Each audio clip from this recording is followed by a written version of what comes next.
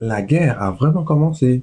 Là, il n'y a que des affrontements. Là, ça rigole plus. Là, il n'y a plus de la rigolade, là. Les Simon, ils vont s'entretuer. Là, c'est l'urgence totale, hein. Là, il faut que quelqu'un arrive à convaincre les Simon, hein. Sinon, c'est le massacre. À part Fouchi, je vois, c'est quelqu'un raisonnable.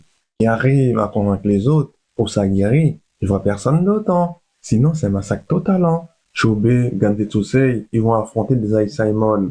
Sagiri, il va affronter des Simon plus des ninjas. Franchement, c'est les chaos total là. Avec autant de ninjas, le chef des éternels, son plan, ça va tomber à l'eau. C'est ça que je pense. Peut-être son plan, ça va être un succès, hein. On sait jamais, hein. En plus, le chef des éternels, c'est pas du tout un mini-frétin. Ces mecs, ils rigolent même pas. Ces mecs, il est balèze, hein. Il a maîtrisé Shobi en un rien de temps. En plus, les mecs, il est capable de s'éclouner. Hein. Je me demande, est-ce que c'est vraiment lui qui est là ou c'est juste un clown? Vous imaginez un instant, les mecs, ils restent au chaud, les autres, ils vont affronter ces clowns. Ce sera dingue, ça. J'aurais aimé avoir un truc comme ça. Le chef des éternels, il dit que je veux gagner du temps. Je me demande pourquoi il n'a pas créé des clones pour gagner du temps. En plus, il est capable de créer des clones. C'est la question que je me pose. Peut-être le chef des éternels que j'ai vu, c'est juste un clone. Peut-être son plan, ça avance parfaitement. Personne n'attendait à ça. J'aurais dit bravo à l'auteur. En plus, les ninjas ne maîtrisent pas les tarots. Donc, même s'il utilise 3, 4 clones, 5 clones, 6, max 7, bah c'est parfait pour gagner du temps. Normalement, son plan, ça devrait réussir avec succès, hein, sans problème. Normalement, Shogun, il devra affronter Gantetsusei et Fushi. Mais bon, sur le papier, c'est ça qui est annoncé. Si Shogun, là, il a vraiment des plans, lui.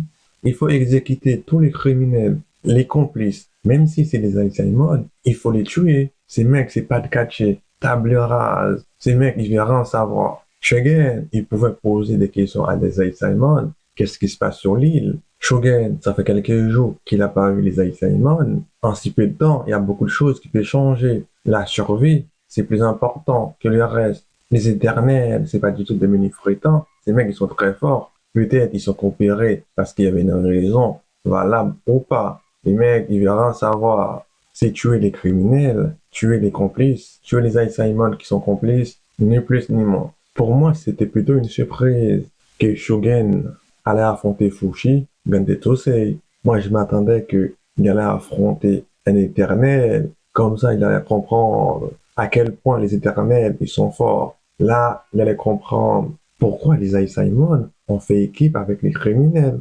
Il allait vu ça avec ses propres yeux. Là, il allait vraiment comprendre comment les éternels ils sont forts. Jika, je pense que ça prononce comme ça. Ces mecs, il est jamais intéressé pour combattre. Moi, j'aime bien des personnages comme ça. Leur but, c'est pas de combattre. Ces mecs, ils utilisent son cerveau. Ces mecs, ils se laissent pas duper facilement comme ça. Jika avait déjà soupçonné que la femme Midia, elle est venue sur l'île. C'est pas uniquement pour trouver l'élixir. Elle avait un autre plan. Mais bien sûr, d'après elle, c'est pour ramener Gallimao en vie. Elle a dit que elle est là pour ramener Gallimao en vie.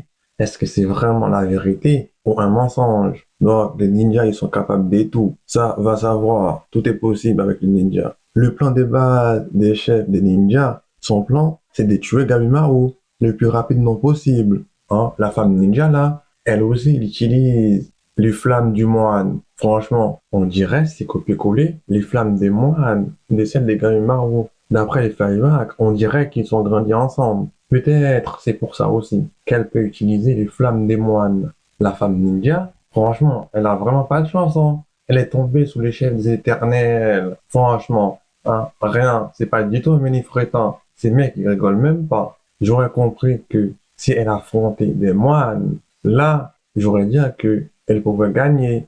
Le chef des éternels, là, lui, c'est un autre niveau. Je ne sais pas pour vous, pour regarder l'épisode final des Hell's Paradise, pour moi, c'était compliqué. J'ai parti sur Crunchyroll, c'était pas disponible. J'ai trouvé que l'épisode était disponible vers 22h, entre 23h, dimanche soir, sur Crunchyroll. Le plan pour trouver l'élixir, ça devient de plus en plus compliqué. Maintenant, il y a les ninjas, les Simon, qui sont à la recherche de l'élixir. L'élixir, pour quitter l'île aussi, ça va être très compliqué. Il y a trop de personnes, trop de combats. Franchement, je pense qu'il y aura beaucoup de morts, beaucoup de victimes. Ça a déjà commencé, hein. Tout ce qui est mort, victimes. des blessés. Avant, je disais que Gabimaru, quoi qu'il arrive, il va trouver l'élixir. Là, maintenant, je commence à avoir des doutes, hein. Avec autant de personnes là qui est sur l'île là. Je pense que ça peut être une idée géniale aussi. En fin de compte, il y a personne qui a trouvé l'élixir. Ça peut être la déception. En mode, c'est une déception. Les personnages tels que Gabimaru, Yuzurara, Shion ont mis leur vie en jeu. À la fin, ils disent tout ça pour ça. On a risqué nos vies, de perdre des camarades, des amis, tout ce que vous voulez. Je pense que ça peut être enfin digne de ces noms. Mais bon, je pense pas que ça va arriver. J'ai pas encore vu ça dans un shonen. Les Ice Simon ont sorti un canet des notes. C'est intéressant. En fait, il y a des informations sur les criminels, tout ce qu'ils ont fait, toutes les personnes qui sont tuées, c'est écrit dedans. Des vols, tout ce que vous voulez. Franchement, ça fait du bien de nous rafraîchir la mémoire que eux, ce sont pas du tout des enfants de cœur. My Hero Academia Vigilant saison 2, je ferai un review dessus. Je donnerai mon avis. Franchement, la saison 2, j'aime bien. Je m'attendais pas du tout à ça. J'étais plutôt étonné par l'histoire qu'elle raconte. Likez et abonnez pour ne pas rater la suite des aventures.